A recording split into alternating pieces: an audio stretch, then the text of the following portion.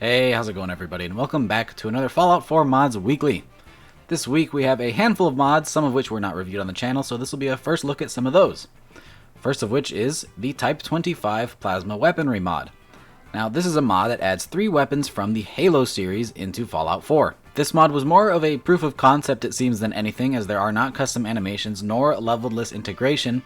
However, these are some beautiful models and textures, and it can be fun to play with Halo weapons if you want to try it out for yourself. By no means is this a lore-friendly or immersive mod, but it is a cool one. If you're a fan of Halo and you want to try to shoot some of the plasma rifles or plasma pistols in Fallout 4, this is a great way to do so. If you pair this with mods like the Mizraya Armory or some of the different Spartan armor packs, this is a pretty cool thing that you can do. As well as mods that replace the super mutants with brute, as well as adds a bunch of brute weaponry. If you combine all these mods together, you can have a pretty cool little Halo experience, even though, again, these aren't added to the leveled lists or even the chemistry station. You do have to spawn these in with the console, so it goes without saying that this is currently a PC-only mod. But, once again, beautiful models and textures, so if you want to try them out, get some cool screenshots, this is definitely one that you might want to try. Up next, we have the Capital Wasteland MacCready, the April Fool's mod that we did review earlier this week, of course on April 1st. This is the next release of the Capital Wasteland project, and it's not one that anybody was expecting. What this mod does is it adds in the armor to MacCready that he sported in Fallout 3 when he was just a child. That's right, they scaled up the child armor that they have for the Capital Wasteland project and threw it on adult-sized MacCready in Fallout 4. So if you install this mod, that is what he will be wearing. You actually can acquire this armor, and, well, I don't know why you would, but you can. And you can also apply ballistic weave to it to make it really, really overpowered for absolutely no reason. But hey, if you actually like this armor set and somehow prefer it over his vanilla armor set, you can definitely download this one, and this mod is available on both PC and Xbox. And quite honestly, I mentioned it in the full review, which is on the channel, this is a pretty cool one. I mean, it's not exactly something you'd expect, like I said before, and the helmet is a bit outrageous, but the model and texture are beautiful, so scaled down on an actual child character like it's supposed to be, I'm sure that this is going to look great, and it's a good sign of where things are heading for the Capital Wasteland project as a whole. All of their mod releases thus far have been amazing, and this is just another step in the right direction, and it looks like their craft is just getting better and better with each release. So I'm really excited to see what's to come with the Capital Wasteland project. Up next, another mod that we reviewed a couple of days ago, we have Modern Warfare Grenades by MacCready. This mod adds a couple of new grenades to Fallout 4 with a couple of options. First of all, you can choose to download these as either standalone grenade mods or as replacers. So, if you choose standalone, you can find these weapons out in the world.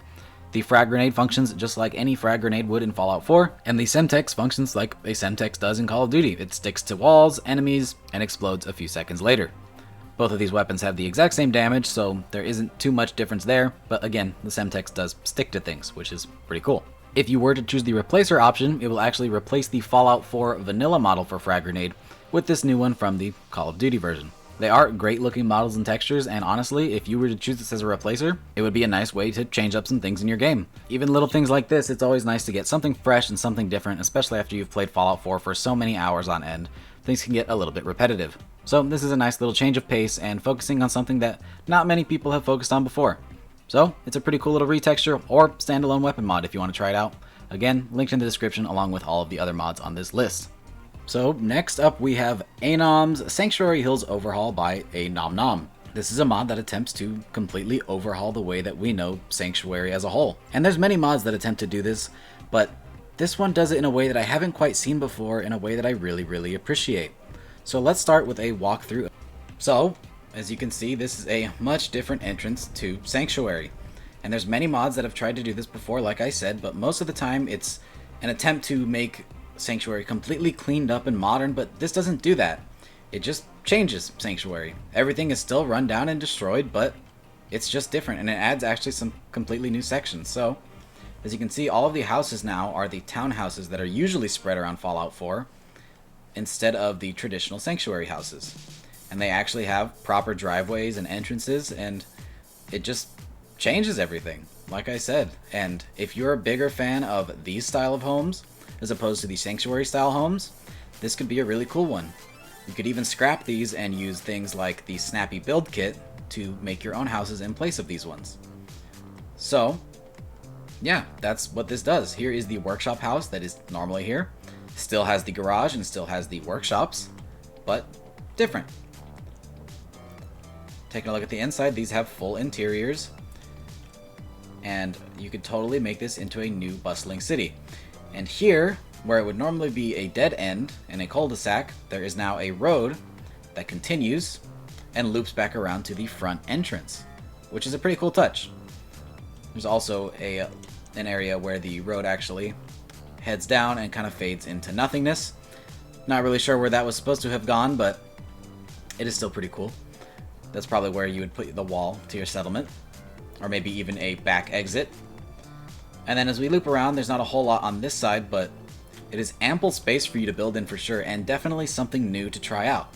If you've built in Sanctuary over and over again, this is something different, something that's actually going to change up Fallout 4 for a change, which is pretty cool. Honestly, this may not be for everybody, but this is a pretty cool change to Sanctuary.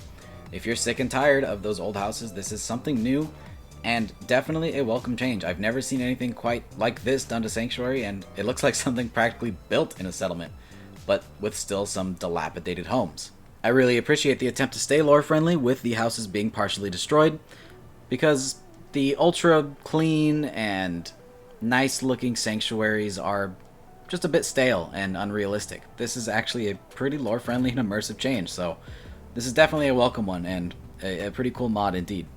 And then finally, for the last of the mods this week, is actually the first mod that came out this week. We have Look at Me Triggermen edition by SaiSei. Still not going to pronounce that right. And Look at Me is a mod series that has been coming out for a while now, that has been adding in new outfits to various factions, each mod covering a different faction, much like we do on our mod bundle series, except in this case it is an all-in-one mod. So, for the case of the Triggermen edition, it actually replaces all of the generic Triggermen with a black pinstripe suit. Now, this does get rid of some of the variants among the Triggermen, but it is a much higher quality suit and is a nice unified look to their character, rather than a bunch of mismatched outfits, which may be a little bit more lore friendly. It's an appealing, sleek, slim black suit, as well as some unique outfits for the main characters like Darla and Skinny Malone, who have their own unique take on the outfit. Altogether, this is a pretty cool mod to add some interesting aspects to one of the probably most underrated factions in the game. Pair this with something like Raider Gangs Extended, which adds even more factions, including sub-factions for the Triggermen, and you have a pretty nice, fulfilled Triggermen, but we'll do a mod bundle on that completely in a separate video. In the meantime, with just this mod installed, you have a nice new look for the Triggermen, which is a little bit dark and sleek, and fitting of their character, rather than the goofy tan and white suits that they used to have before. You could also install a Tommy gun replacer that's maybe a higher texture, and now you have a pretty good looking faction, honestly. And I really do prefer these suits to the vanilla ones. And yeah, that's pretty much it for this week, guys. Not a whole lot to talk about, and sadly no new weapon mods, but these are some pretty cool ones that you should check out if you are interested in any of them. If you did enjoy the video and you like our weekly series, drop a like. It helps us get into that algorithm and gets more Fallout 4 modding content to the people that want it. If you want to see more of the weekly series, or just more Fallout 4 modding content in general, subscribe if you're not already. I hope to see you guys in the next video. Peace!